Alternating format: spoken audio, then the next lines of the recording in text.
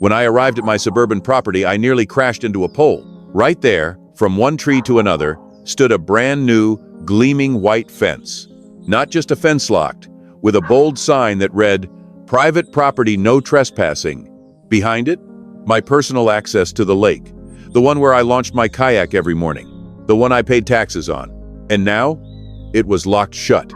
Standing on the other side like it was a sitcom was her, Karen, purple blazer, clipboard in hand like she was planning a coup against joy. She smiled like she'd just won a court case against fun itself. "What the hell is going on here, Karen?" New HOA regulations. Everything's by the book now, sir. Let's rewind a bit. After years of peaceful lake life, birds chirping, neighbors waving, kids playing barefoot on the docks, our little HOA decided it was time for an election.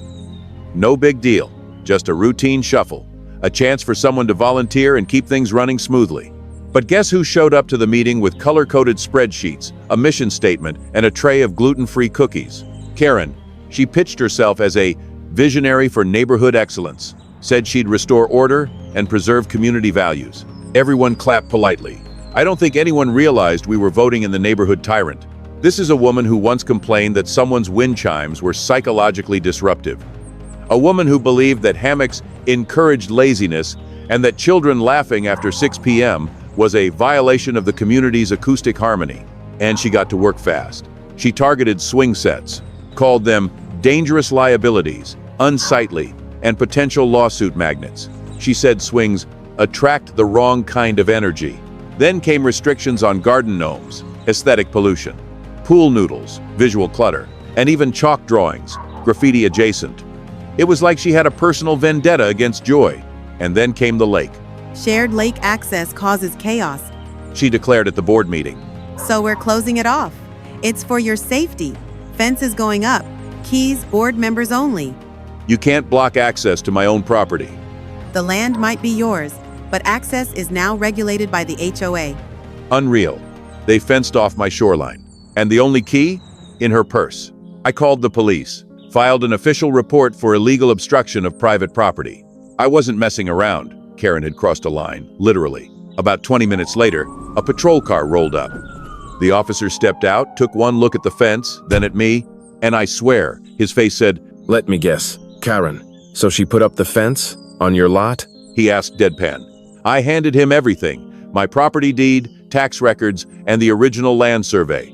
Even highlighted the boundary lines like it was a high school group project. This section's mine, I said, pointing to the map. Clearly marked. No ambiguity. He nodded, already half expecting it. We walked over to the fence, and there she was. Karen, standing like a middle manager at a crime scene. Hands on her hips, lips pursed, eyes squinting like she was preparing a TED Talk on community obedience.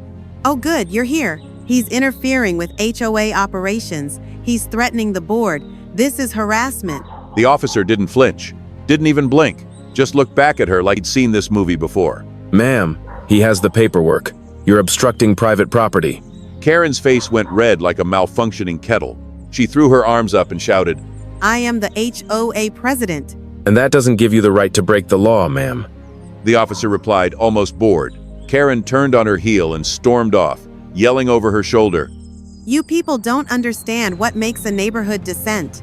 But here's the thing. Karen didn't know who she was dealing with. See, I used to be a real estate attorney. Contracts, property disputes, loopholes. This was my turf. If she wanted to play the bureaucracy game, I didn't just bring a few cards.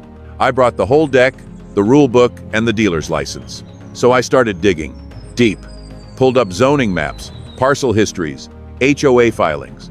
Even tracked down dusty developer documents no one had looked at in years. And then bingo, that little strip of land where Karen had planted her ugly metal fence. Turns out it wasn't HOA property. It wasn't even part of anyone's active lot. It was technically vacant land, still listed under a defunct development company that had folded 2 decades ago. And here's the kicker, it was quietly up for sale. No signs, no listings, just a bureaucratic ghost lot lost in the system. So what did I do? I bought it. Every square foot. Shoreline access, legal ownership, and the cherry on top, the only gate key. Now Karen's precious little barrier wasn't just on my property, it was my property. And her HOA rules? They stopped exactly at the edge of my new landline. Game, set, Lakefront match. 1 week later, I put up a new sign. Welcome. Lake access open to all neighbors, except Karen. Right next to it, I installed a brand new heavy-duty lock on the gate. Polished brass. Clicked shut like poetry. Then I waited. Didn't take long. Karen showed up the next morning, storming down the path like she was marching into battle. She grabbed the gate, rattled it like a prisoner trying to escape, then locked eyes with me through the bars. This is outrageous. You can't keep me out. I didn't even flinch. Just held up the deed with a calm smile, like I was showing off a trophy. Actually, I can. This is my land now, and right now, you're trespassing. She froze. Her eyes scanned the paper. You could practically see her brain short-circuiting. That's when the tantrum started. 2 days later, she tried again. This time, she called the police on me. About 30 minutes later, same officer from before pulls up in his cruiser. Gets out. Looks at me. Then at Karen. Then back at me. Afternoon. You again? Karen rushed over, pointing wildly at the gate like it was a crime scene. He's violating my HOA rights. This is abuse of power. He's targeting me. The officer sighed. Took off his sunglasses like he was in a cop drama. Ma'am, we've been over this. That's his property. He's not breaking the law. But I'm the HOA president. He turned toward the lake, saw the neighbors laughing, grilling, fishing. Someone offered him a burger. He looked back at Karen. Ma'am, unless you're reporting an actual crime, I suggest you let it go, and maybe bring a lawn chair. Karen turned bright red. A week later, I got a certified letter. She'd filed an official complaint with the state HOA regulatory board. Claimed I was undermining the integrity of homeowners associations everywhere and setting a dangerous precedent of selective community access. They actually opened a case. I showed up to the hearing, calm as ever, armed with deeds, photos, correspondence, legal precedent, and a flash drive full of every HOA bylaw she'd violated since her election. Karen came in with a binder labeled, "The People versus Tyranny," wearing a power suit and sunglasses indoors. She had a slideshow ready. Slide 1, a picture of me, labeled Instigator. Slide 2, a stock photo of a crying child. No one knew who the child was. 30 minutes in, the board had heard enough. The chairwoman looked at her over her glasses and said, Ma'am, he owns the land. Legally. You have no jurisdiction. Case dismissed. Karen stood up, furious. You're all enabling chaos. The board just said, Next case.